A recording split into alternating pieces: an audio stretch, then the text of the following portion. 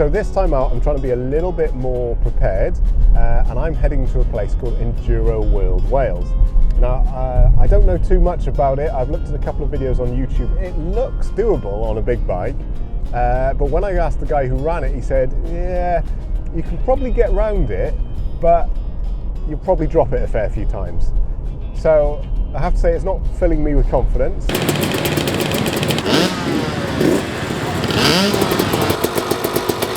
My anxiety didn't improve when I arrived. There wasn't a big bike in sight, just 250s, 300s, 400s, and behind them all an enormous impossible hill. My nerves soon calmed when I started meeting the staff and locals, all super friendly and very accommodating of the alien classic BMW rider. It's a bit heavy, it's very retro, isn't it? We don't really get bikes like that up here, but you know, it's nice to see though. On that bike I'm going to take you around on the easy loop, and we will struggle, I believe, but you know, let's see how it goes. As soon as I set off with Bradley, I recognised the surface underfoot.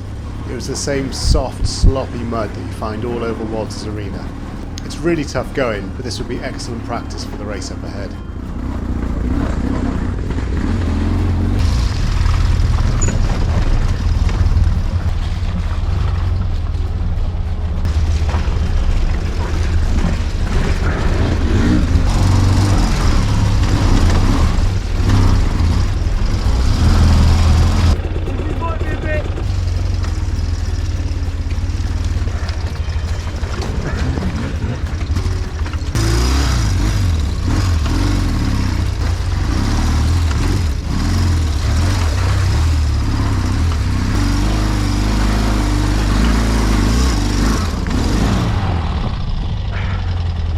Oh, we're down.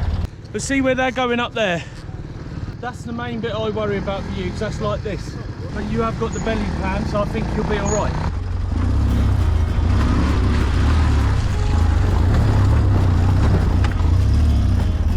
After one lap, just 4 miles, I was pretty tired, but happy that the GS could make it all the way around. Now it's just a case of getting some laps in, getting my fitness up and getting more comfortable on the bike. In between sessions, I really enjoyed watching some of the locals attempt that impossible looking hill.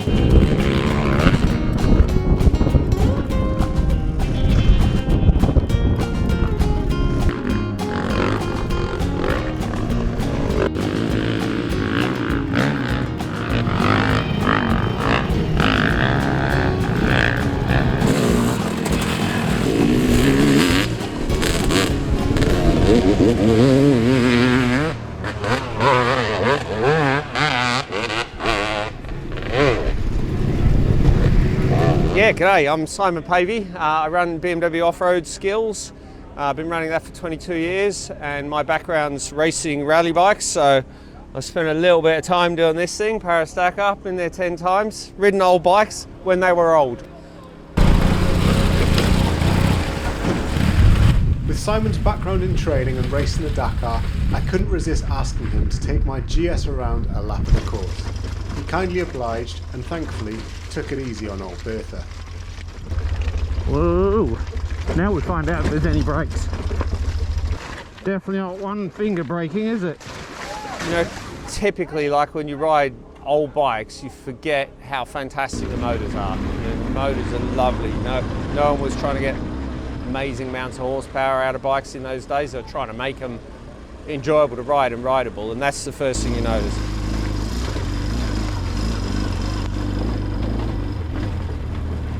Yeah, the suspension, you can only expect so much, and I don't know what to expect of it as well, so you're kind of rolling the bumps quite carefully because you don't know what's going to happen if you hit them a bit faster. But for me, the only thing that really sort of holds you back from being able to ride better and ride more difficult places even, or ride faster, is just a little bit the ergonomics. You know, they're quite old school, as you would expect. I would definitely want to try just a little bit bigger and lower foot pegs. I know you can get them for these. I'd just go like 5 or 10 mil lower. Just makes sort of a bit more space between the foot pegs and the handlebars and allows you to get in a bit better riding position in the standing style. I probably wouldn't be too stressed on much more than that actually. The handlebars aren't too bad. You could maybe find a nicer bend of bars, but definitely like I want those foot pegs just a bit lower. It was great to get Simon's feedback on the bike, and I know what I'll be shopping for next. Unfortunately, that was the end of the day for me. A little too much weight in the tailbag had caused the subframe to snap in protest. With less than 2 weeks to go, there are some serious repairs needed if the bike will be ready in time to race.